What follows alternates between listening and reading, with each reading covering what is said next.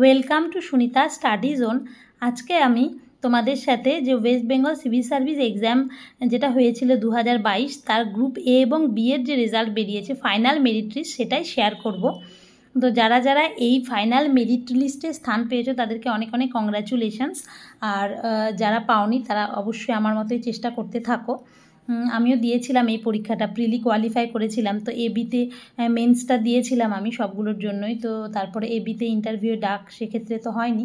তো এবার সিডির রেজাল্টের অপেক্ষায়, জানি না কি হবে।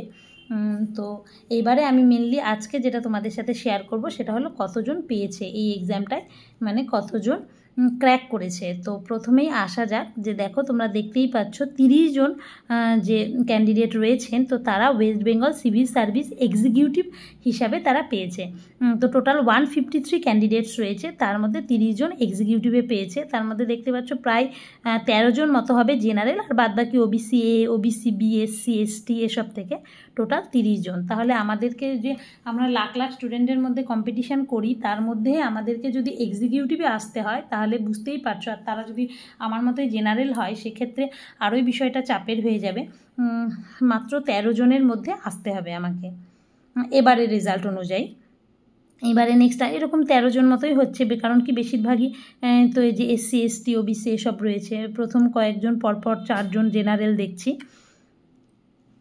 তো তারপরে এক্সিকিউটিভটা যেহেতু আমাদের সকলেরই একটা স্বপ্ন থাকে, মানে WBCS এই ফিল্ডে আসা মানেই এক্সিকিউটিভ, বিডিও, এই আশা নিয়ে আমরা বেশিরভাগ সকলেই আসি। তো অনেকের অবশ্য মানে প্রায়োরিটিটাও আলাদা রকম হয়।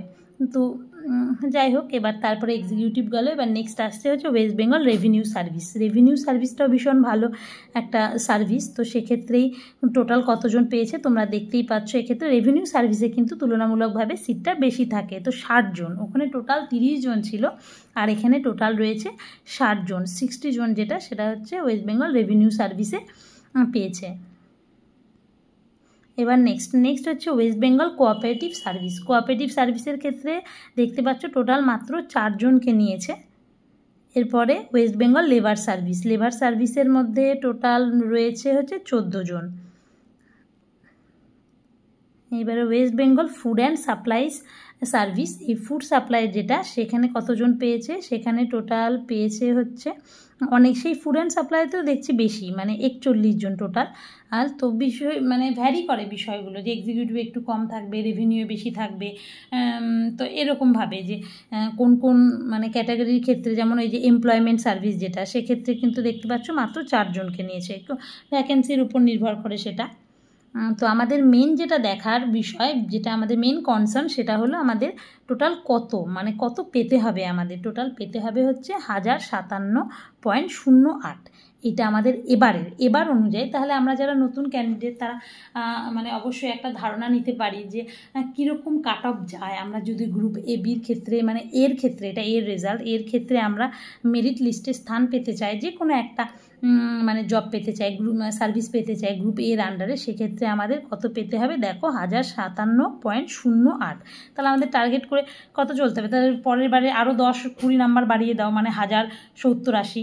আমি বলছি যদিও কাট অফ যে প্রত্যেকবারই বাড়বে, কোনোবার কমবে না, সেরকম না, সেটা কোয়েশ্চেনের উপর নির্ভর করে, ভ্যাকেন্সির উপরে নির্ভর করে, কিন্তু মোটামুটি একটা আমরা আইডিয়া রাখতে পারি যে 1050 পার করে যাবে কাট অফ।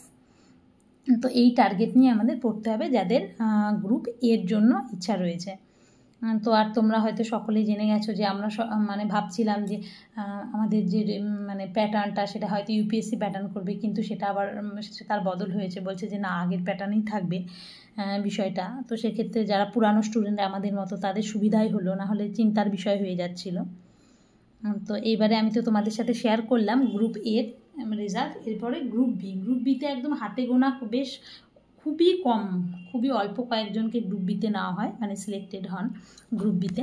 তো এবারও তোমরা দেখতেই পাচ্ছ গ্রুপ বিতে মাত্র 5 জনকে নেওয়া হয়েছে, মানে ভাবা যায় মাত্র 5 জন, লাখ লাখ স্টুডেন্টের মধ্যে মাত্র 5 জন গ্রুপ বিতে সিলেক্টেড হয়েছেন।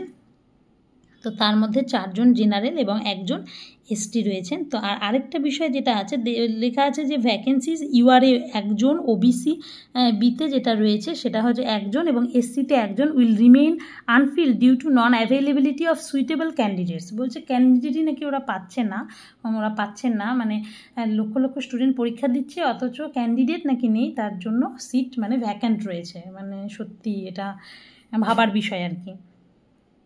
তো তার জন্য 3টা সিট এখনও মানে আনফিল্ড রয়েছে।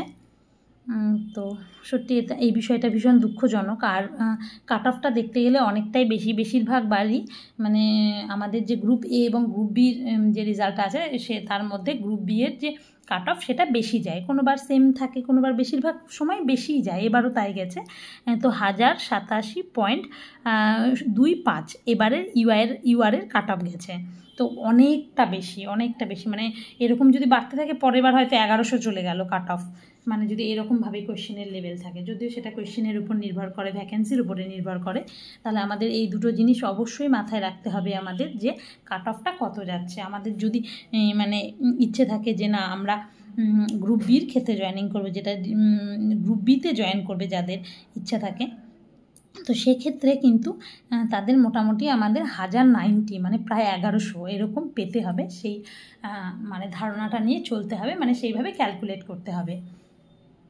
তো আজকের মতো এটুকুই। আর যারা সিলেক্ট হলে তারা অবশ্যই যদি ভিডিওটা দেখে থাকেন তাহলে জানাবেন যে সিলেক্ট হলেন, কিংবা আরও এই বিষয়ে কারো যদি কোনো মতামত থাকে তাহলে অবশ্যই জানাতে পারো বা পারেন। তো আজকের মতো ভিডিওটা এইটুকুই।